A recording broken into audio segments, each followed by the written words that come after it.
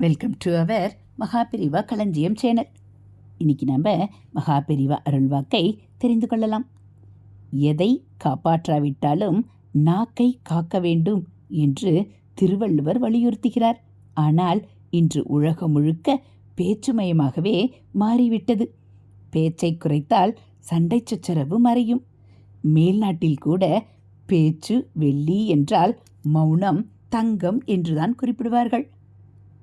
பேசும்போது ஒரு வார்த்தை கூட அதிகமாகி விடாமல் கவனமாக இருக்க வேண்டும். கொட்டி விடலாம், ஆனால் அள்ள முடியுமா என்று பாமர ஜனங்கள் கூட கேட்பதுண்டு. மௌனத்தை ஞானத்தின் எல்லை என்பர். ஒரே அடியாக நம்மால் மௌனமாக இருக்க முடியாவிட்டாலும் முடிந்த அளவுக்கு பேச்சை குறைக்க முயற்சி எடுக்க வேண்டும். எப்போதுமே இனிமையாக பேச வேண்டும்.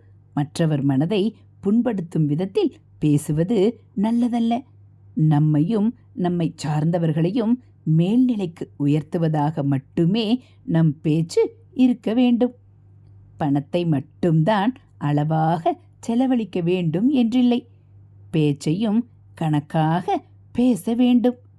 ஹரஹர சங்கர ஜெய ஜெய சங்கர, ஹரஹர சங்கர ஜெய ஜெய சங்கர. மகாபெரிவா சரணம். இது மகாபெரிவா அருள்வாக்கு.